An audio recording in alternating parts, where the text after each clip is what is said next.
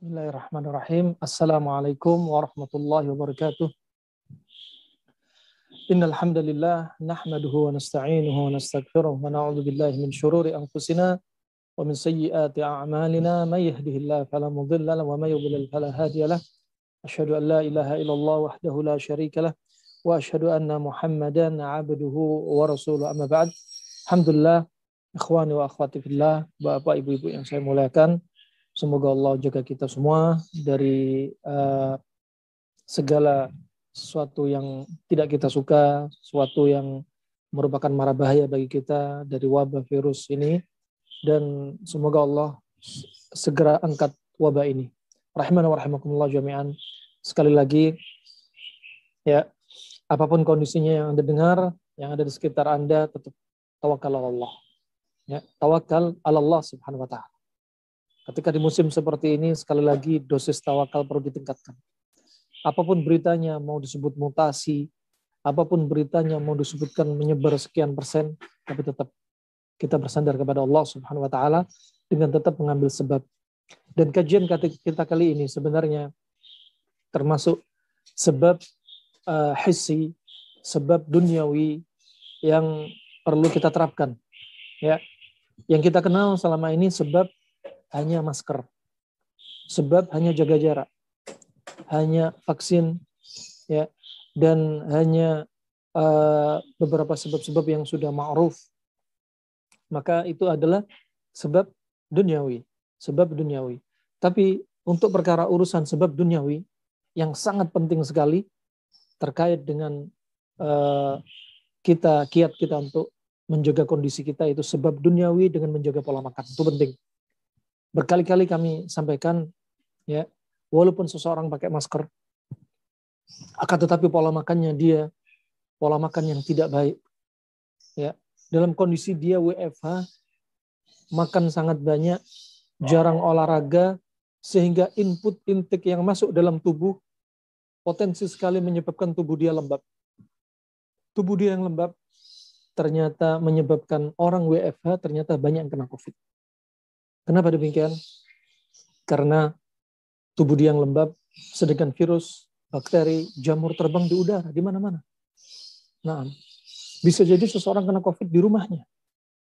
Di rumahnya dia nggak pakai masker. Ya, ketika makan, lepas masker. Ketika kamar mandi, lepas masker. Ketika tidur, lepas masker. Kita nggak tahu. Saat dia lepas, saat itulah dia terkena wabah. Sekali lagi, bukan jaminan 100%. Yang memberikan jaminan Allah, tertular apa enggak tertular. Dan rahimakumullah, satu sebab ini poin yang sangat penting, jaga pola makan. Ya, walaupun Anda pakai masker, walaupun Anda jaga jarak, pola makan ini sangat penting. Karena virus bakteri terbang di udara. Virus bakteri tidak jaga jarak.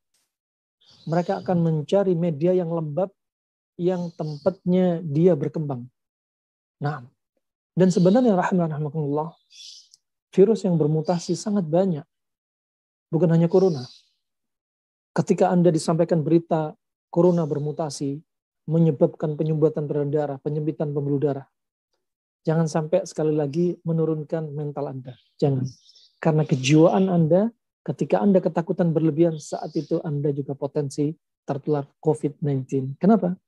Saat itu imun Anda juga berkurang.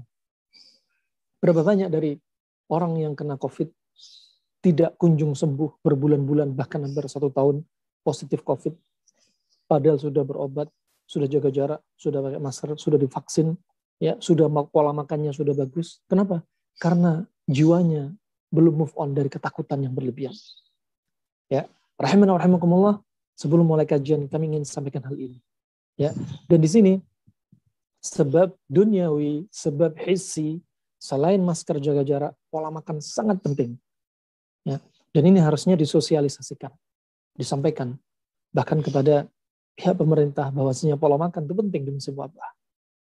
Bahkan Ibnu Qayyim menyebutkan dalam kitab Zadul Ma'ad fi Hadi Khairil Ibad ketika membahas tentang wabah. Beliau menyebutkan faktor orang yang sering kena wabah.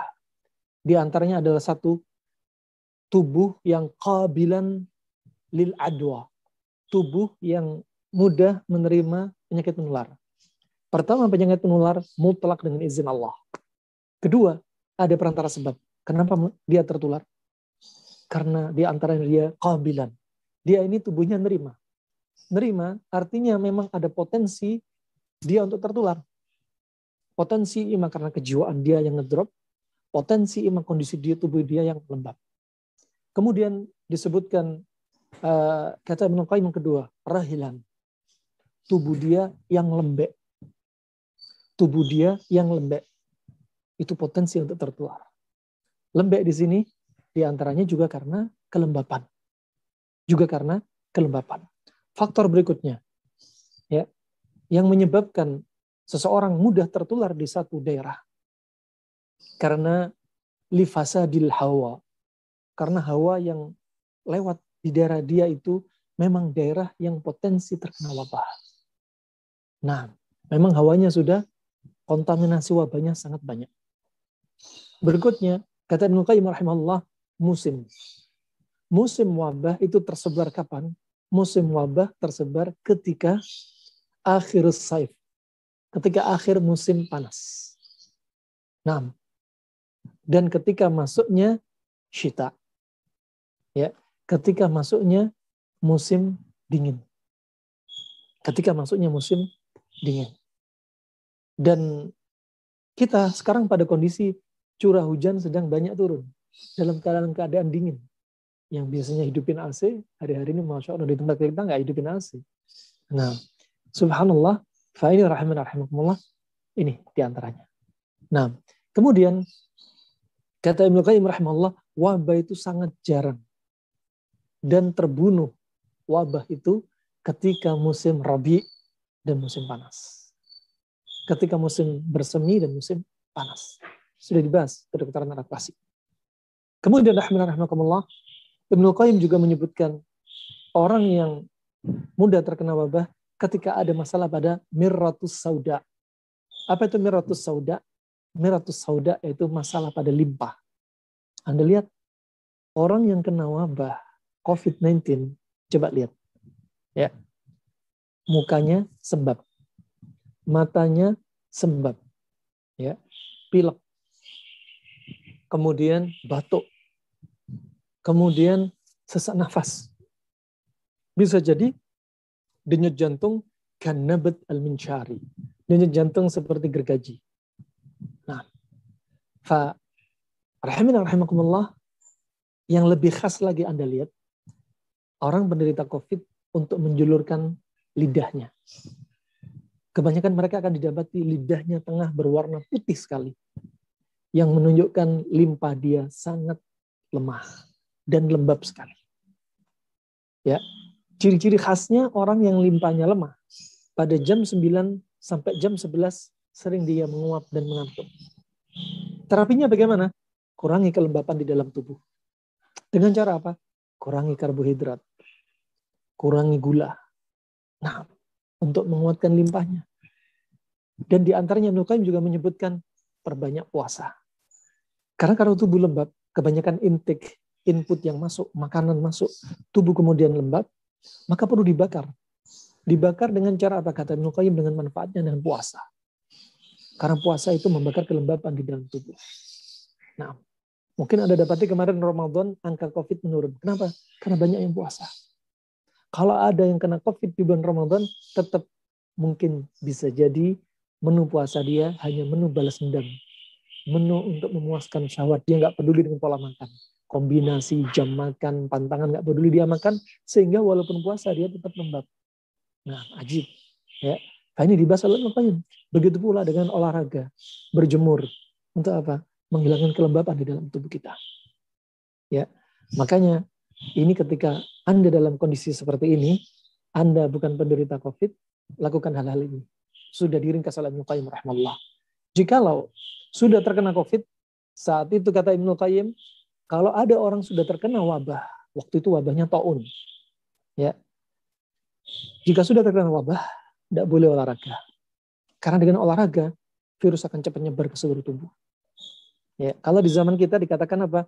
Saturasi oksigen di bawah 90 sudah harus pakai oksigen kalau menurut teorinya kedokteran modern.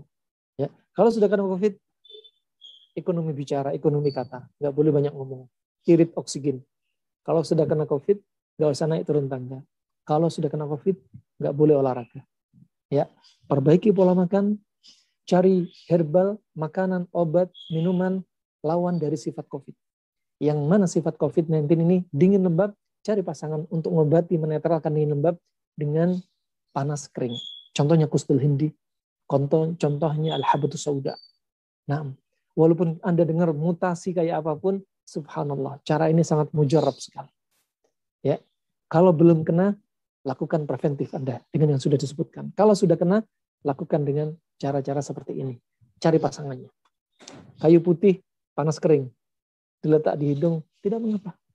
Bagus. Ya. Atau pakai habatus sauda ditumbuk, dihirup ke hidung. Disebutkan Ibnu Qayyim rahimahullah untuk mengatasi kelembapan di hidung. Juga minum habatus sauda. Atau juga bisa minum kustul hindi. Barakallahu fikum. Ini rahimahullah. Ketika ada musim wabah lagi nyebar seperti ini, titik dibayangkan dengan banyak titik, sekali lagi tetap move on, ya, nggak boleh takut berlebihan.